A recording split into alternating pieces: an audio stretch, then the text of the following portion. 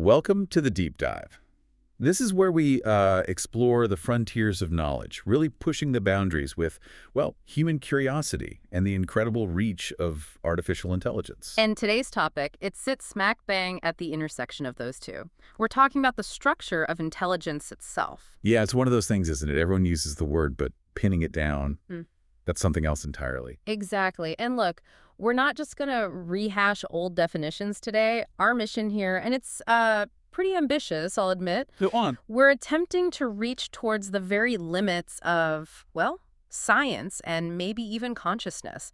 We want to apply a specific structural model to how the mind actually processes reality. Okay, so this is going to be dense stuff, cutting edge, maybe even a bit speculative. Definitely leaning into the speculative, grounded in observation, of course. Right. So yeah, we're asking for a bit of patience, maybe some kindness from you, the listener, as we dive into this. It might get complex.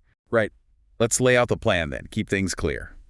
First up, we need to define this framework we're talking about. It's called the sensory hierarchical theory of intelligence. A 5-tiered model. Really important. It's based entirely on how we sense and process the world around us. Okay, 5 tiers based on senses. Got it. Second, we're going to use that framework to trace these opposing paths it reveals. It's quite fascinating. It really is how biological intelligence sort of climbed up from the physical world, starting with basic senses. Right, bottom up. And how AI has done the complete opposite. It started at the top with pure abstract symbols and is now trying to work its way down to the physical. Pop down. A descent, you could say. Precisely. And finally, we'll dig into what all this means. The implications for the big goal, artificial general intelligence, AGI. And what it suggests about maybe how intelligence needs to be structured, going forward. Decentralized, maybe? That's definitely where it seems to be pointing. Okay, so here's the main idea, the hook I want you to keep in mind throughout this whole conversation. Forget thinking about intelligence as just one number, like an IQ score. Yeah, ditch the monolithic idea. Exactly. Think of it more like an abstraction ladder, a structure built layer by layer. And it starts right down at the bottom, with the most concrete thing there is our physical senses. Touch, taste, smell. And it climbs all the way up, level by level, to the most abstract thing we do, language, symbolic thought. That's the journey. Let's start unpacking that framework. Okay, so the beauty of this theory, I think, is its core simplicity. It's saying intelligence isn't one thing, but a series of steps, right? Information processing steps. Exactly. A progression of capabilities. Yeah. And the key thing, the order of these steps, it reflects this gradient of abstraction. How far removed is the information from, the raw input, the messy physical world data? You mentioned visualizing it like a funnel. Yeah, I think that helps. Imagine a big, wide funnel mouth at the bottom. That's where all the noisy, high-volume analog data comes flooding in. Touch, raw sight, sound. Huge amounts of information. Massive. Then as you move up the funnel towards the narrow spout, that information gets processed, filtered, compressed. It becomes more abstract. Until you reach the very top, the narrowest point. Yeah. And what you have left is this highly efficient symbolic representation, thought, language. That's the idea. So maybe we should start at the top. At the apex of this funnel, the highest level of abstraction, and work our way down. Sounds good. What's at the peak? Okay, tier 1. Textual or symbolic intelligence. This is the realm of pure abstraction. It's completely detached from immediate, real-time sensory input. So this is language, maths, logic. Right.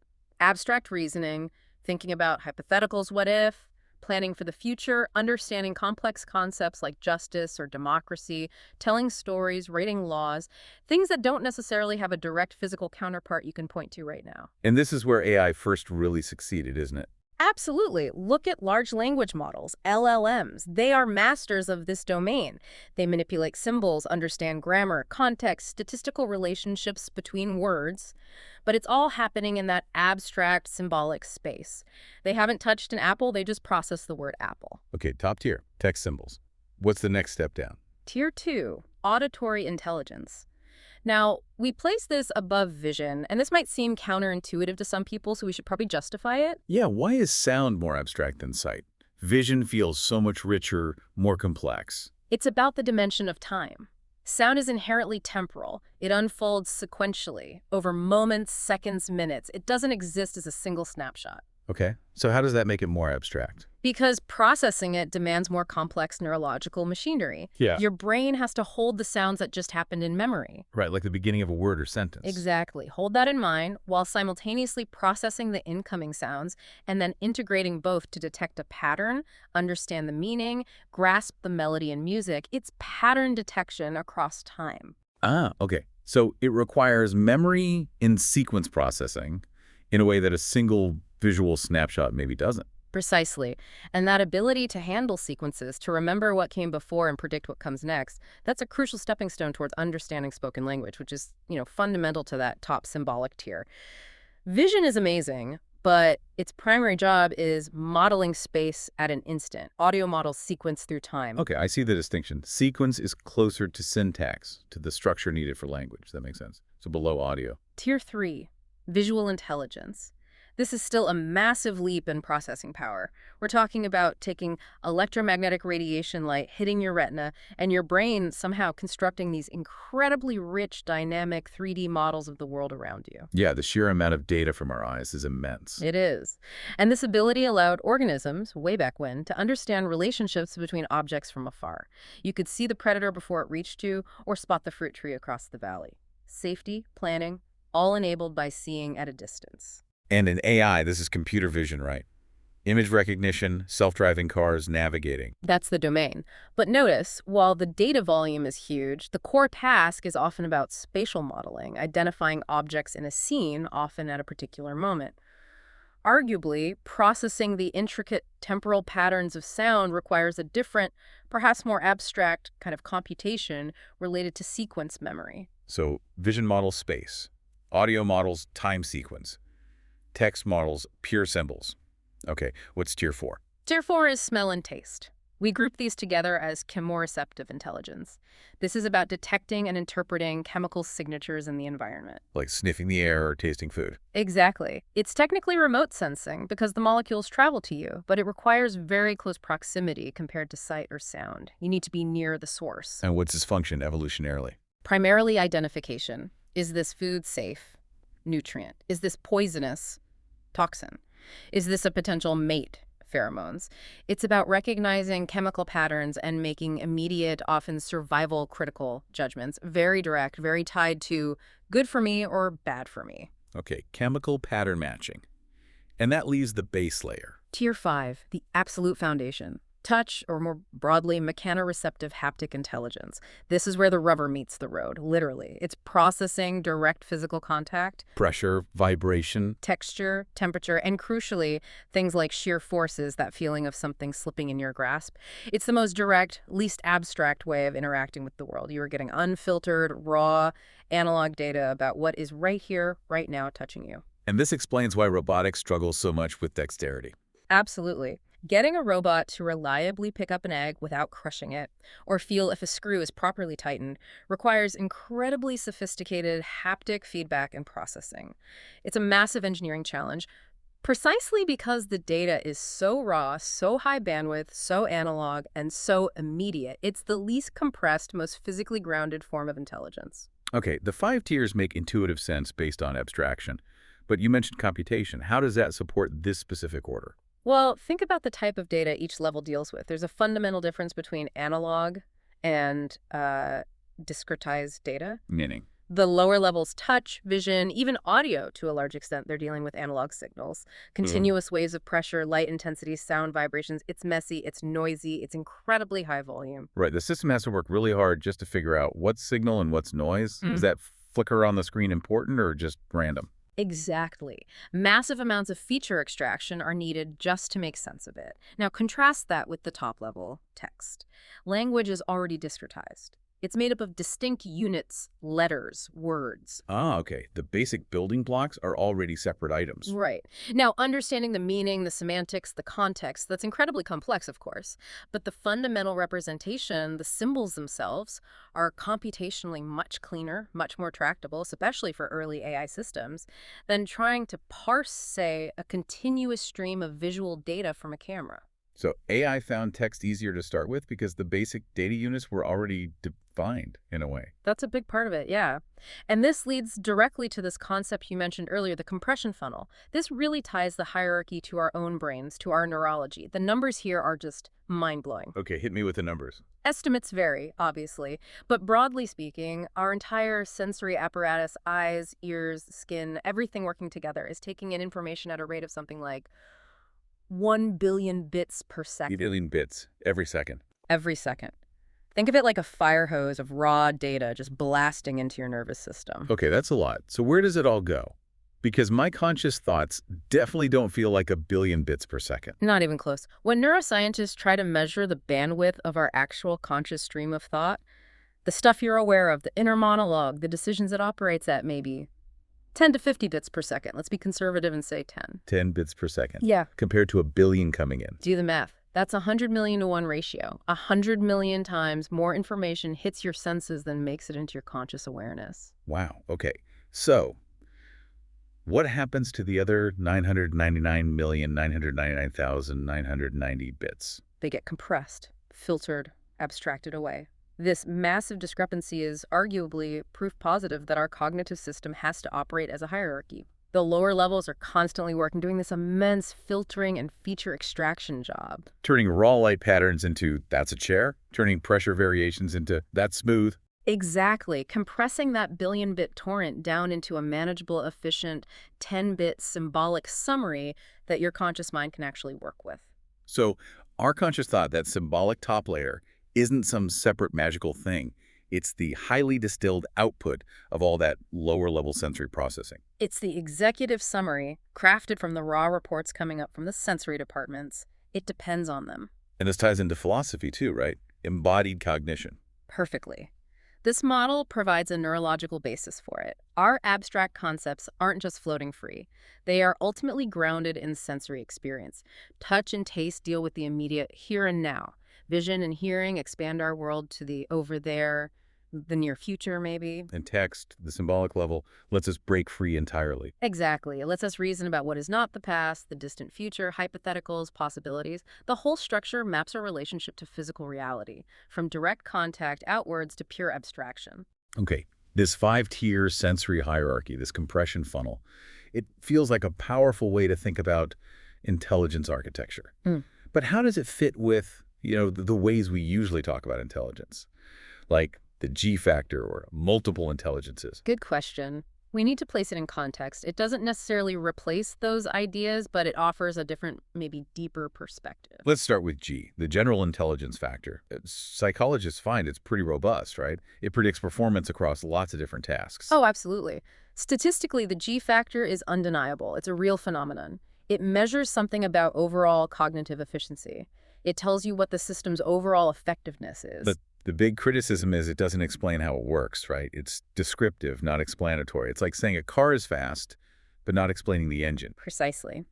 G tells you how well the cognitive engine runs overall, but not why or how it's built. Our sensory framework offers a potential how. How so? It suggests that G isn't the foundation of intelligence. Instead, G is an emergent property that manifests primarily at the highest level of the hierarchy, that textual symbolic processing layer. So G reflects how well that top-level abstract reasoning engine works. Yes, but its performance is completely dependent on the quality of the information being fed up from the lower sensory levels. Think back to the compression funnel. Okay. If you have really efficient, clean, accurate processing at the visual level, the auditory level, the haptic level, if that billion-bit fire hose is compressed effectively into meaningful patterns, then the symbolic engine at the top can operate quickly and accurately. And that high performance is what we measure as a high G factor. So if there's a bottleneck lower down, say, poor auditory processing, then even if the symbolic reasoning part is potentially great, it won't perform well because it's getting garbage input. Exactly. G becomes a measure of the integrated efficiency of the entire sensory to symbolic pipeline. It's not just the top layer, it's how well the whole system works together, culminating in abstract thought.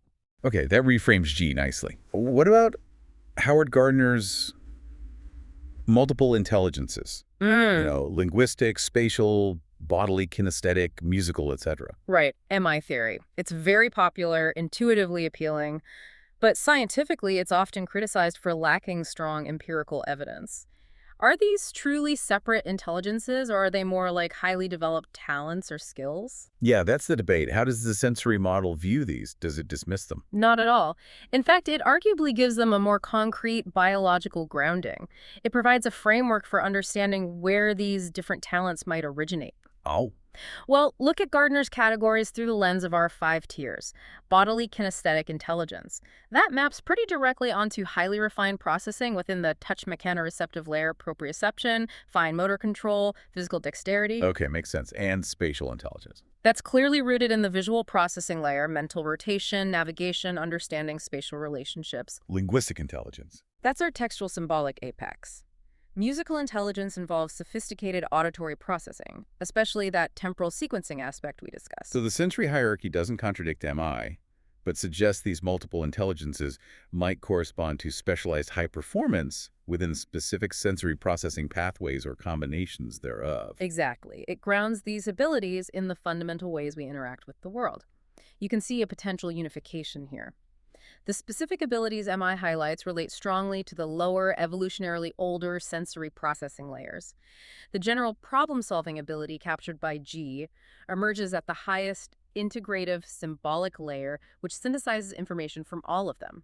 That leads to a really important distinction you mentioned about time. Yes, the difference between diachronic and synchronic views. This is maybe the most critical contribution of this framework. Okay, explain those terms. Synchronic is... Synchronic is like a snapshot. It looks at something at a single point in time.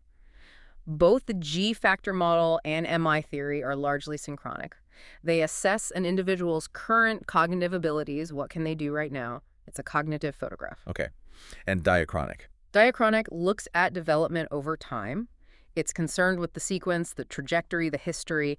The sensory hierarchical model is fundamentally diachronic. How so? Because it's not just describing the layers, it's describing the order in which they likely evolved in biology and the inverse order in which AI is developing them. It's describing the process of building intelligence, the pathway from concrete sensation to abstract thought. So synchronic is the photo, diachronic is the movie, Yeah. showing how we got there. That's a great analogy. And if our goal is to understand intelligence deeply, or especially if we want to build artificial general intelligence, we desperately need a diachronic model. We need the recipe, the developmental pathway, not just a measurement of the finished product. The hierarchy maps out the necessary steps of abstraction. And this diachronic view, looking at development over time, this is what really highlights the central metaphor we're using today. The pendulum swing. Right. The idea that biological evolution and AI development are moving in opposite directions along this same hierarchy. Exactly. Perfect mirror images. It's quite striking when you lay it out. Let's start with biology. The story here is ascent, right? Building intelligence from the ground up, rooted in empiricism, knowledge from experience. Absolutely. Life started with the most direct, concrete interactions. The climb began at the absolute base of our hierarchy, the primordial senses. Touch and chemoreception, smell, taste. Yes. These are ancient. We're talking mechanisms that existed long before complex animals, long before brains, maybe even predating multicellular life in some forms, billions of years old. Can you give an example of that primordial intelligence? Sure. Think about single-celled organisms like bacteria. They exhibit chemotaxis. They can sense chemical gradients in their watery environment. So they can tell where food is or where poison is. Precisely. They move towards nutrients, that's positive chemotaxis, and away from toxins, negative chemotaxis. That is a form of intelligence. It's information processing leading to adaptive behavior, and it's entirely based on direct chemical sensing, immediate proximity. That's the bedrock. Okay, starting with direct contact, then what was the next big step up? The game changer. The dawn of distance perception, specifically the evolution of vision. Around 541 million years ago, during the Cambrian explosion, organisms started developing complex, image-forming eyes. And why was that so revolutionary?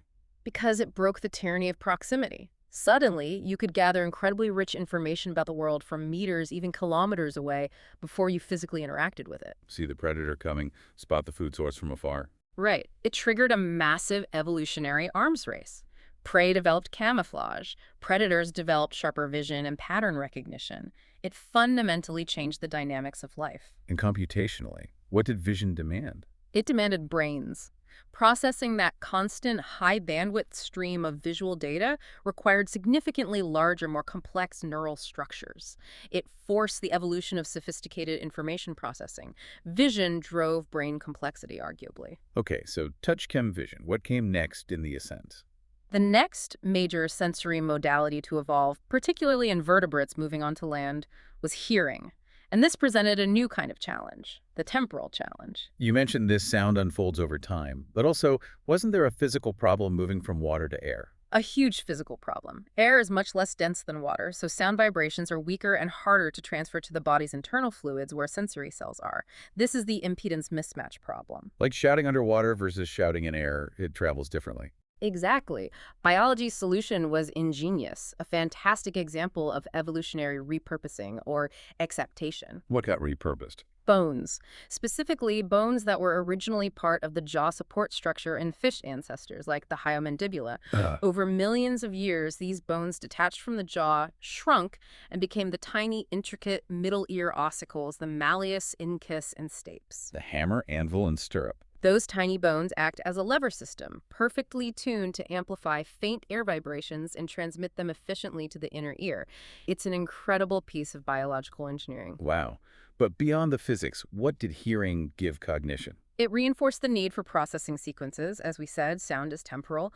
The brain had to develop even more sophisticated strategies for dealing with timing, memory, recognizing patterns that unfold over milliseconds or seconds, holding sounds in memory, comparing them. Setting the stage for language. Absolutely. That temporal processing substrate, honed by millions of years of making sense of sounds, was likely a crucial prerequisite for the final and perhaps most profound leap in biological intelligence. Which is? The pinnacle. Language and textual intelligence. The emergence, maybe 50,000 to 100,000 years ago, of the cognitive capacity for complex grammar, syntax, recursion, the ability to embed ideas within ideas. This is where we get full abstraction. Totally. Language liberated cognition from the immediate sensory environment in a way nothing else had. We could talk about the past, plan complex futures, share knowledge across generations, invent concepts like zero or liberty that have no direct physical form. So the whole biological story is this climb up the abstraction ladder, starting with touch, adding distant senses, and culminating in symbols. It's an optimization of information gathering. You could see language as the ultimate information foraging tool, allowing us to access the compressed experiences and knowledge of countless others without having to sense everything ourselves. That's the ascent. Okay, now flip it. Artificial intelligence. The path here is completely reversed, right? It starts at the top. Completely. AI's origins aren't in sensing the world, but in pure logic and symbols. It's a story rooted in philosophical rationalism, the idea that knowledge comes primarily from reason and formal systems, not raw experience. So AI's genesis was in abstraction, tier 1. Absolutely. Think back to the foundational 1956 Dartmouth Conference. The goal stated right there was to make machines use language, form abstractions and concepts. Early AI triumphs were all in the symbolic domain. LISP programming language, logic theorist proving mathematical theorems, ELIZA simulating conversation, albeit superficially. Text was the natural starting point because it was already abstract and discretized. Right, and you can draw a direct line from those early symbolic systems to today's large language models. LLMs are the ultimate expression of that top-down, symbol-first approach. Their understanding is based on incredibly complex statistical patterns in text data, not on lived physical experience. Okay, so AI starts at text symbols. Where did it try to go next, working downwards? The next major challenge it tackled was auditory intelligence trying to understand spoken language. Tier 2? Speech recognition. Right. And early attempts, like Bell Labs' Auditory system in the 1950s, could barely recognize digits spoken by a single speaker. Progress was incredibly slow for decades. Why was audio so much harder than text? Because audio signals are messy, they're continuous analog waves, people speak differently, there's background noise, accents. Rule-based systems just couldn't cope with that variability. So what broke the logjam? Two main things. First, in the 1980s, a shift towards statistical methods, particularly hidden Markov models, HMMs, that allowed systems to handle variability better.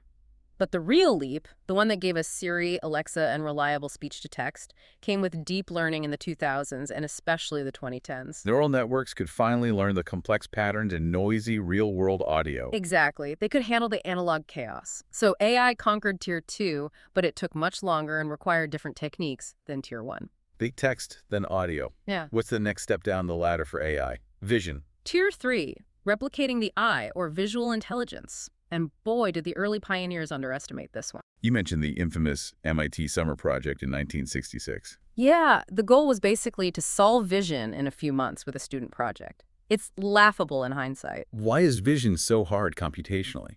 Think about it. Millions of pixels, color, depth, motion, recognizing objects from different angles under different lighting. It's an incredibly complex, high-dimensional data processing problem. How do you turn that fire hose of pixel data into meaningful understanding? That's a cat running across the road. It languished for decades Until deep learning again. The watershed moment was 2012. A deep, convolutional neural network called AlexNet absolutely demolished the competition in the ImageNet challenge, a massive image recognition benchmark. And that kicked off the modern computer vision revolution we see in everything from photo tagging to medical imaging. Pretty much. But notice the trend. Getting robust AI for vision took even longer, required even more data and even more computational power than audio or text. We're definitely moving down the hierarchy towards harder, more analog, more data-intensive problems. Which brings us to the bottom. The base layer AI is now wrestling with. Tier 5. The final frontier touch and embodiment. This is arguably the hardest challenge of all. Getting AI out of the computer and into a physical body that can interact skillfully and safely with the unpredictable physical world. Human-like dexterity, sensing texture, weight, slippage. All of it. The difficulty here isn't just building better sensors, though that's part of it. It's the control problem.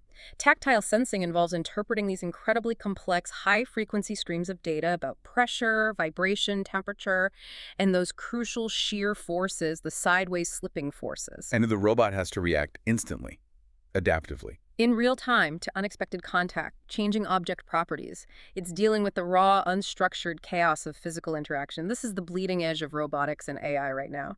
#T. The symmetry of the swing, connecting the dots. Okay, laying it out like that, the symmetry is, well, it's kind of perfect, isn't it? It really is quite elegant. Biology ascends from touch, battling physics to gain distant senses, finally reaching abstract text. AI descends from abstract text, battling the complexities of analog data to eventually grapple with touch. Two completely opposite journeys covering the same 5 tiers. It highlights this fundamental duality, perhaps, in how intelligence can be constructed. You either build up from raw experience or you start with abstract models and try to ground them in reality. Where do these two paths sort of meet or cross over?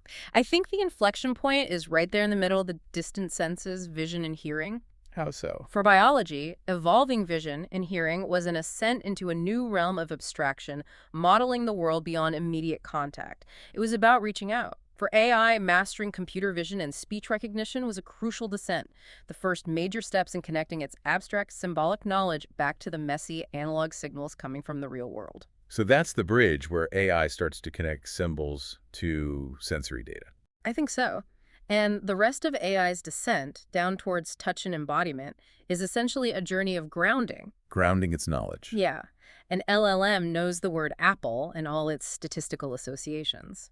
A computer vision system can recognize an image of an apple. But for that knowledge to be truly grounded, you need an embodied agent, a robot, that can experience the apple's weight, its firmness, how it feels to grasp it, how it rolls. The abstract symbol needs to be tied to concrete sensory experience. Exactly. AI needs to complete its descent into the physical world to acquire its own form of sensory experience, to truly understand the meaning behind the symbols it manipulates so effectively. Okay, this whole framework, the hierarchy, the opposing paths, the need for grounding, it seems to have some pretty major implications for the quest for artificial general intelligence, for AGI. It absolutely does. And the first, maybe most crucial implication is a direct challenge to some current approaches. Which is? That simply scaling up current large language models, making them bigger and training them on more text data is not going to get us to AGI. Why not? They're getting incredibly capable. They are incredibly capable at Tier 1, symbolic intelligence. But as we've argued, that top level is the output of the lower levels. LLMs, operating purely on text, remain fundamentally ungrounded. Their knowledge is statistical, based on correlations in data, not causal understanding derived from physical interaction. They know the map, but they've never been to the territory. So the symbolic layer, while essential, is not enough on its own. It's like having a brain in a vat. Precisely. A brilliant calculator, perhaps, but not a general intelligence that can understand and act effectively in the real world. True general intelligence, this framework suggests, requires the deep integration of all of the sensory models. Multimodal AI, basically. Systems that can see, hear, maybe even feel. Yes, but culminating in full embodiment. It's not just about processing different sensor streams independently, it's about having those streams integrated within a physical body that interacts with and learns from the physical world directly, especially through touch, through haptics. Learning by doing, essentially. Learning by doing, learning by touching, learning by experiencing the physical consequences of actions. That direct interaction is what grounds the abstract models, what turns correlation into causation, what allows for true understanding. So if this model is right, the biggest roadblock to AGI isn't necessarily making LLMs smarter in the abstract. No.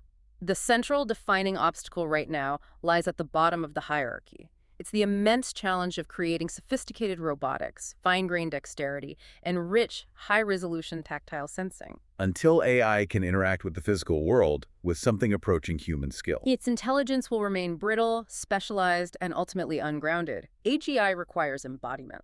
Okay, if AGI needs embodiment, needs physical robots interacting with the world, that immediately creates a practical problem, doesn't it? Our biggest AIs run in huge data centers. A massive practical problem. The current architecture of AI, these giant, power-hungry, centralized monoliths, is fundamentally incompatible with the needs of mobile, autonomous, embodied agents. You can't strap a data center onto a delivery drone or a household robot. Exactly. You run smack into the fundamental engineering constraints, often summarized by the acronym SWAP. Size, weight, and power. Right. A big AI training GPU might consume 300, 500, maybe even 700 watts. A mobile robot has a tiny power budget, maybe just a few watts total for its entire brain, which needs to be small and lightweight. The physics just don't work for centralized superbrains in mobile bodies. And there's another issue too, right? Latency. The delay in sending data back and forth. Critical issue. An embodied agent needs to react now. If a self-driving car sees an obstacle or a robot hand feels something slipping, it needs to respond in milliseconds. Sending sensor data all the way to a remote cloud server, having it processed, and sending instructions back. Takes too long. Could be hundreds of milliseconds. Easily, which is far too slow for real-time interaction. Plus, imagine the sheer bandwidth needed to constantly stream high-definition video, audio, and complex tactile data from potentially millions of robots back to the cloud. It's just not feasible. So if centralized monoliths won't work for embodied AGI, what's the alternative? The necessary architectural swing is towards decentralization, towards edge AI. Meaning the intelligence runs on the device itself. A significant portion of it, yes. You push the computation out to the edge, to the robot or the device. This means running smaller, more specialized AI models locally, right on the agent, to handle the immediate, real-time sensory processing and reaction. So instead of one giant brain in the cloud, you have lots of smaller distributed brains. Exactly. And this naturally leads to the idea of collective intelligence or swarm intelligence. Think about nature's solutions, an ant colony, a flock of birds. No central ant queen giving orders to every single ant. Right. Each ant operates based on simple local rules and interactions with its immediate environment and neighbors. But from those simple local behaviors, incredibly complex and adaptive global behavior emerges building nests, foraging efficiently, defending the colony. So the intelligence is an emergent property of this system, the collective. Precisely. And swarm robotics is exploring exactly this. Fleets of relatively simple, autonomous robots coordinating to achieve complex tasks without a central controller. This decentralized approach is potentially much more scalable, flexible, and robust if one agent fails, the whole system doesn't crash. This shift from a single big AI to a swarm of smaller embodied AIs, it feels like it changes the very nature of the AI itself. Philosophically, almost. I think it does. It forces us to reconsider concepts like autonomy and perception for these agents. How so? Start with autonomy. Well, by moving the processing onto the device, by cutting that constant tether to the central cloud for immediate decisions, you grant the agent operational closure. Operational closure. Sounds technical. What does it mean simply? It's a concept from autopoiesis, the theory of self-producing systems, often used to define living organisms. Basically, it means the system's own operations define its boundaries and maintain its existence. It's self-contained for its core functioning. So the robot stops being just a remote-controlled hand or eye for the cloud brain. and becomes more like a genuine agent. It senses its local world, processes that information locally, and acts locally to achieve its goals or maintain its state. It gains a degree of self-determination, of autonomy, that a purely cloud-dependent system lacks. Okay, increased autonomy. What else changes? This autonomy forces the agent to develop a sense of identity as self-modeling. If you're acting autonomously in the world, you need to know what you can do. What are your limits? Where do you end and the world begin? Like a baby figuring out its own hands and feet. Kind of. The embodied agent, through interaction, through bumping into things, grasping objects, moving around, builds an internal model of its own physical body, its sensors, its capabilities. This isn't conscious self-awareness like humans have, but it's a necessary internal representation for effective planning and adaptation. If I reach my arm this far, can I grasp that object? It needs a self-model to answer that. Okay, autonomy leads to a primitive self-model. What about perception? Does that change too? Radically. Because if you have a decentralized swarm of agents, they won't all have the same sensors.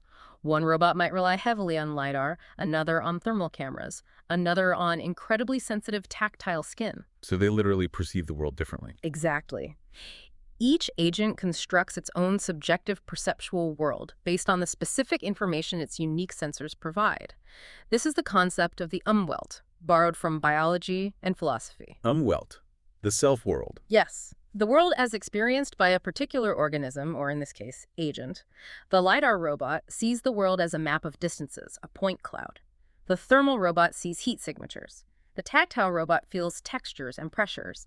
They inhabit different perceptual realities, even while existing in the same physical space. And what's the benefit of having all these different umwelts in a collective? Diversity, resilience, but also it provides a powerful mechanism for grounding abstract concepts. Think about a universal abstract symbol or command shared across the network, maybe derived from a central LLM, something like danger ahead. For the LiDAR bot, danger ahead gets grounded as point cloud density rapidly increasing at close range. For the thermal bot, it might be unexpected high temperature signature detected.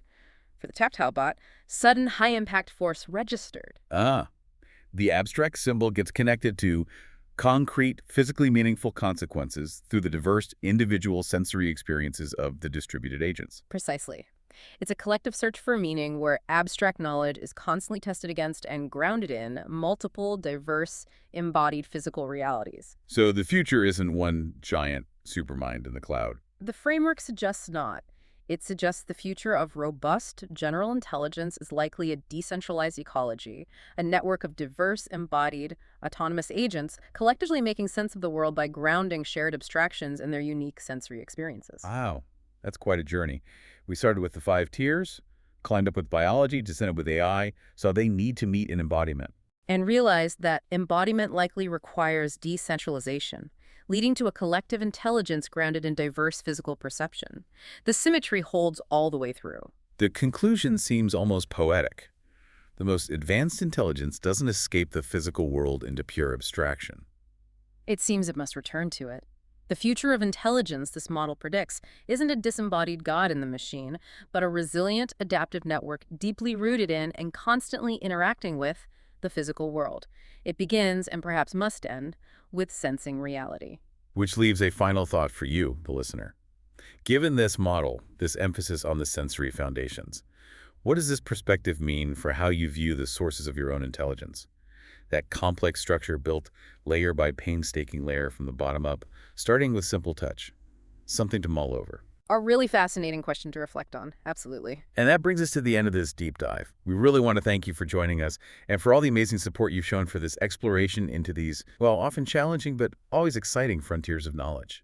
Yeah, the engagement has been fantastic. We hope you found this dive into the structure of intelligence thought-provoking. Please do subscribe if you haven't already, and maybe spread the word so others can join us. We'll continue mapping these intersections of human curiosity and artificial intelligence. We'll see you on the next deep dive.